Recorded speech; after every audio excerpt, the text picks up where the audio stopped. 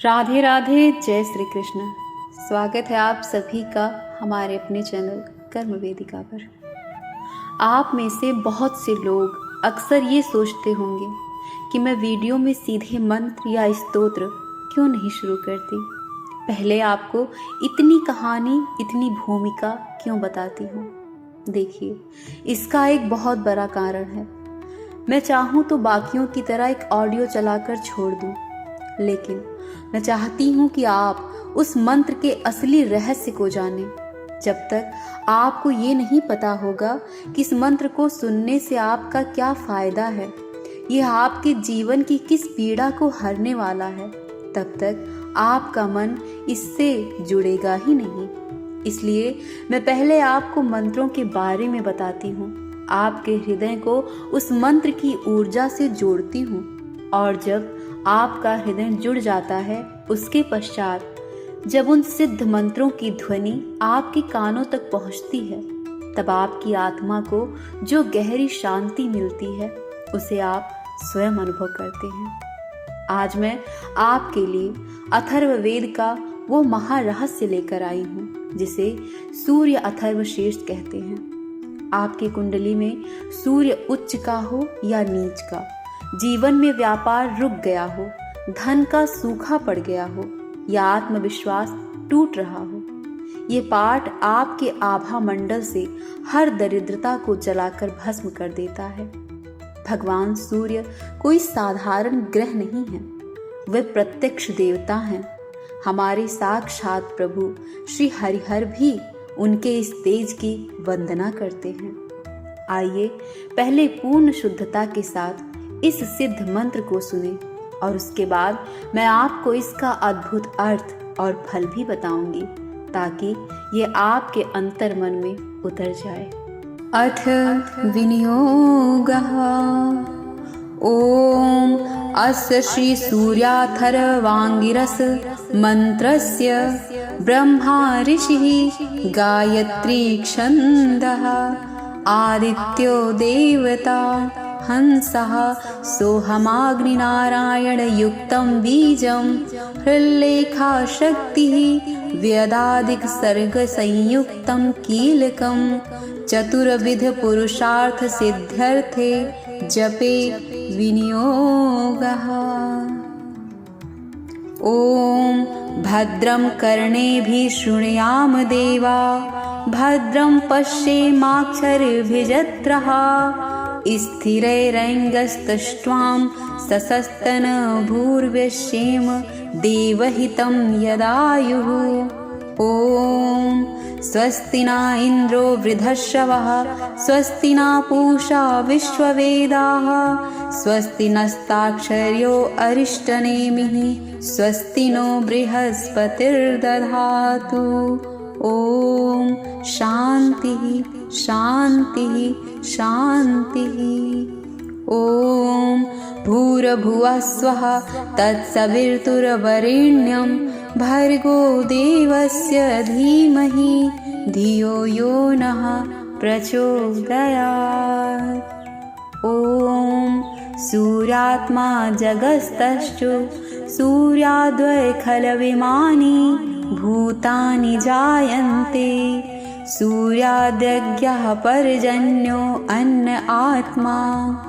नमः आदित्याय त्वमेव प्रत्यक्षं कर्म कर्तासि, त्वमेव प्रत्यक्षं ब्रह्मासि, त्वमेव प्रत्यक्षं विष्णुरसि, त्वमेव प्रत्यक्षं रुद्रोऽसि, त्वमेव प्रत्यक्षं मृगसि, त्वमेव प्रत्यक्षं यजुरसि, त्वमेव प्रत्यक्षं सामासि, त्वमेव प्रत्यक्षमथर्वासि, सर्वं छन्दोऽसि।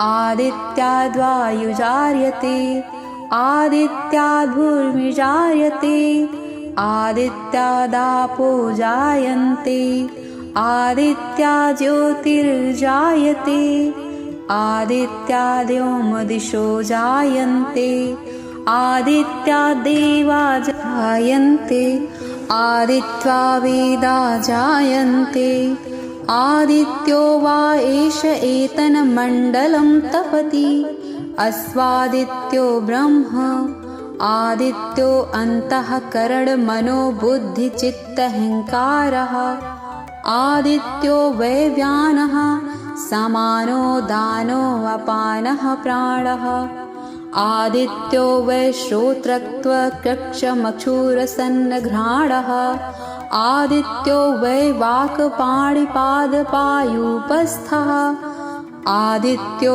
वै शब्दस्पर्शरूपसगन्धः आदित्यो वै वचनादानविहरणोत्सर्गनन्दः आदित्यो वै ज्ञानविज्ञानचैतन्यम् आनन्दमयो विज्ञानमय आदित्यः विज्ञानघन आदित्यः नमो मित्राय भानवे मृत्योर्मा पाहि भ्राजिर्ष्णवे विश्वहेतवे नमः सूर्याद्भवन्ति भूतानि सूर्येण पालितानि तु सूर्ये लयं प्राप्नुवन्ति यः सूर्यासोहामेव च चक्षुणो देवः सविता चक्षुण उत पर्वतः चक्षुर्धाता दधातुना आदित्याय विद्महे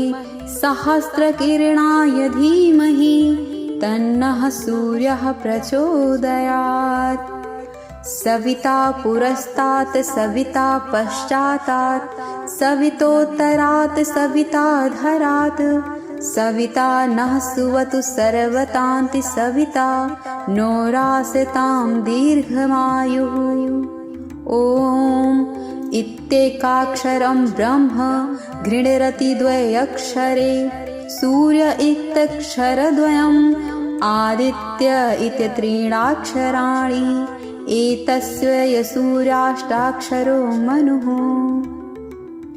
या सदा हरिहर्जपति सा वै ब्राह्मणो भवति सूर्याभिमुखो जपत्वा महाव्याधाति प्रमुच्यते आलक्ष्मीर्नश्यति आभक्ष्यभक्षणात् पूतो भवति अगम्यागमनात् पूतो भवति पतितसम्भषणात् पूतो भवति असत्सम्भषणात् पूतो भवति मध्याह्ने सूर्याभिमुखः पठेत् सद्योत्पन्नपञ्चमहापातकात् प्रमुच्यते शैषा सावित्रीं विद्यां न किञ्चिदपि न कस्यचित् प्रभुर्यात् या एतां महाभागः प्रातः पठति स भाग्यवान् जायते पशून् विन्दति वेदार्थं लभते त्रिकालमेतज्जपत्वा ऋतुवाक्षितं फलमाप्नोति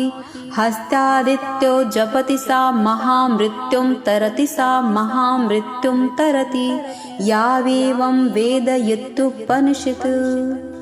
अर्थात हे सूर्यदेव, आप ही चराचर जगत की आत्मा हैं। इस पूरी सृष्टि की उत्पत्ति आपसे ही हुई है। आप ही प्रत्यक्ष कर्म करता है। आप ही साक्षात ब्रह्मा हैं। आप ही विष्णु हैं और आप ही रुद्र हैं। ऋग्वेद, यजुर्वेद, सामवेद और अथर्ववेद भी आप ही के स्वरूप हैं। इस पाठ में ये रहस्य बताया गया है कि वायु, भूमि, जल, अग्नि, आकाश और स्वयं देवता भी सूर्य से ही उत्पन्न हुए हैं। हमारे शरीर में प्राण, हमारी आँखें, हमारे कान, हमारी वाणी और हमारी बुद्धि सब कुछ सूर्य की ही ऊर्जा से चल रहे हैं। अथर्ववेद कहता है कि जो भी मनुष्य प्रतिदिन इस सूर्याथर्व शीर्ष का पाठ करता है या इसे सच्चे हृदय से सुनता है, उसके जीवन से महाव्याधि और अलक्ष्मी जड़ से नष्ट हो जाती हैं। अगर अनजाने में आपसे कोई पाप हो गया हो, किसी गलत व्यक्ति की संगत हो गई हो, तो भगवान सूर्य अपनी अग्नि से आपके आभा मंडल को तुरंत पवित्र कर देते हैं। जो इसका नित्य श्रवण करता है वह अत्यंत भाग्यवान हो जाता है। उसे असीमित धन संपत्ति, वाहन सुख और लंबी आयु प्राप्त होती है। यहाँ तक कि यह पाठ अकाल मृत्यु के भय को भी समाप्त कर देता है। वेद और उपनिषदों की ये ऊर्जा असीम है, लेकिन कई बार ऐसा होता है कि हम इतने पवित्र पाठ सुनते हैं, इतने उपाय करते हैं, फिर भी जीवन का दुख दूर नहीं होता। क्या आपने कभी सोचा है ऐसा क्यों? क्योंकि कभी कभी जो रुकावट है वो किसी बहुत बड़े ग्रह दोष में नहीं, बल्कि हमारे घर की, हमारी रोजमर्रा की छोटी छोटी चीजों में छिपी होती है। चाहे वो हमारे घर की दीवारों का रंग हो, हमारे बिस्तरों की चादर हो, यहाँ तक कि हम किस रंग के कपड़े पहन रहे हैं, ये सब हमारी ऊर्जा को और हमारे भाग्य को तय करता है।